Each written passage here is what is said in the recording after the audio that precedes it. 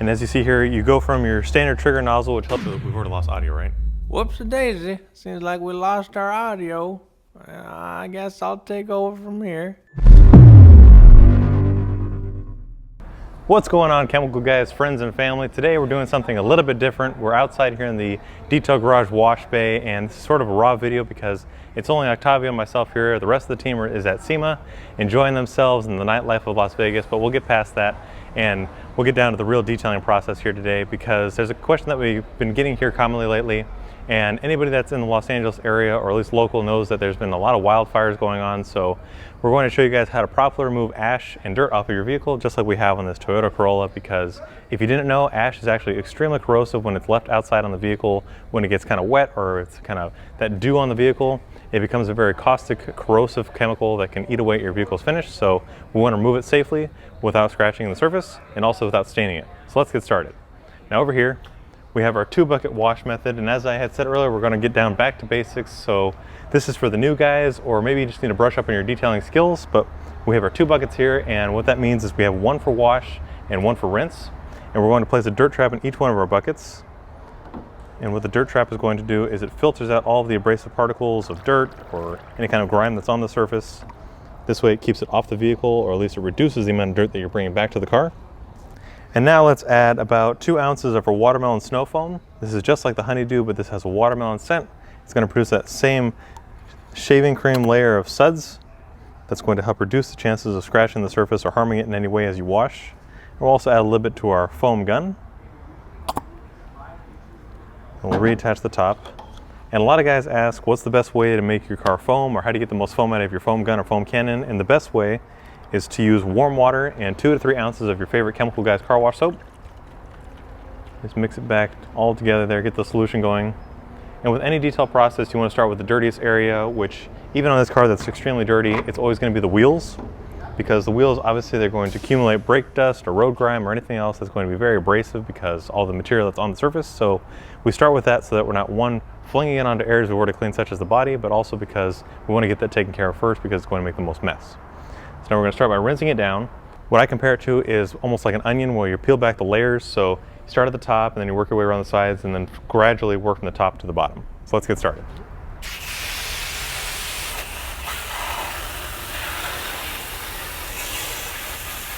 So after we're done rinsing down the vehicle, now it's time to attach our foam gun. And as you see here, you go from your standard trigger nozzle, which helps. Whoops. So now the rest of this is going to suck because unfortunately we lost the audio for the remainder of the video. But what's going to be fun is now I'm going to try and remember exactly what I said and give you guys a little bit of a voiceover. So here I'm explaining how to adjust the knob on top to give yourself the proper foam dilution. And now we're going to be working with the foam blaster, foaming from top to bottom. Here I'm explaining the fan direction of horizontal or vertical.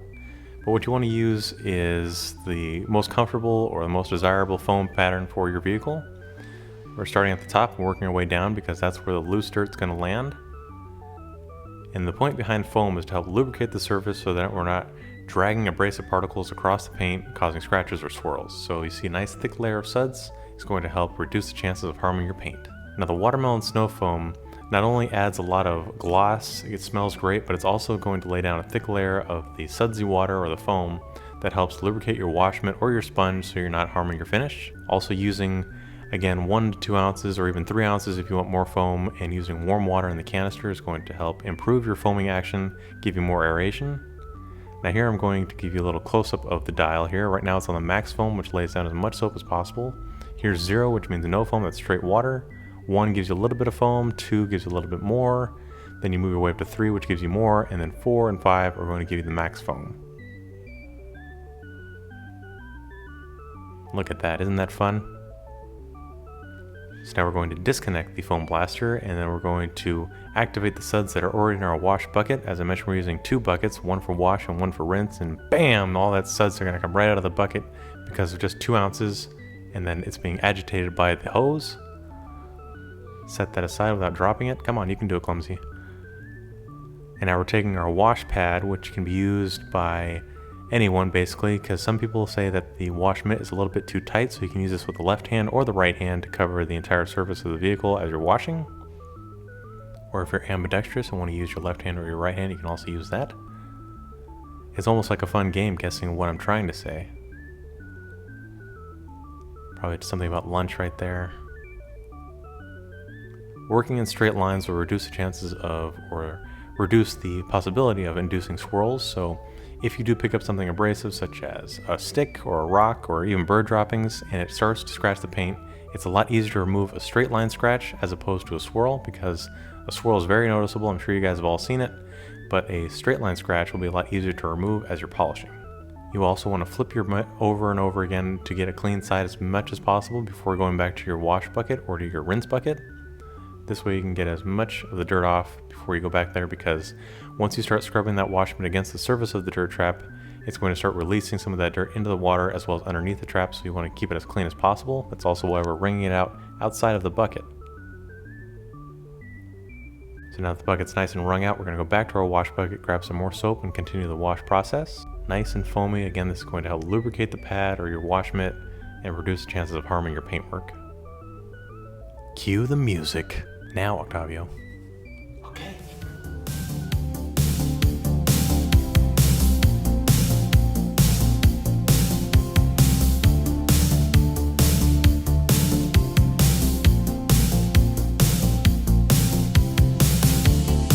I used to be the one. I used to be a getaway dreamer. I couldn't get enough. Whoa, I'm back. So now we're going to go on to the drying process using a Cloud 9 dryer towel. This is a big towel that has a plush side as well as a matted side, so it helps absorb a lot of water here. Here I'm explaining the silk banded edge that reduces the chance of swirling your paint. And again, this is going to absorb a lot of water, so you're not going back for multiple towels or having to wring it out. It simply drapes it across the vehicle, and we can drag it, or you can use the pat method, which reduces the chances of adding any kind of additional damage because now your towel's not moving. Just like a motor, the less moving parts means the less damage, wear, and tear. So here, if you just drape it across the vehicle and then pat it out, this absorbs the water into the microfiber, and then you just roll it away, and now you have a completely dry surface. Simple, easy to do, and leaves a great finish.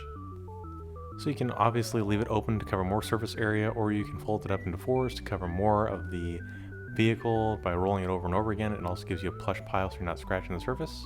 So a quick recap, guys. This was meant to remove the ash that was on the vehicle because, again, like I mentioned earlier, the ash can become very corrosive if your vehicle is left outside and it gets wet, or it gets, a little bit of dew on it that causes it to become very corrosive and it can eat away at the finish. So it's important to remove it as quickly as possible. So guys, if you liked today's video, be sure to give it a thumbs up, drop your comments down below for future videos, and we'll see you next time right here in the Detail Garage.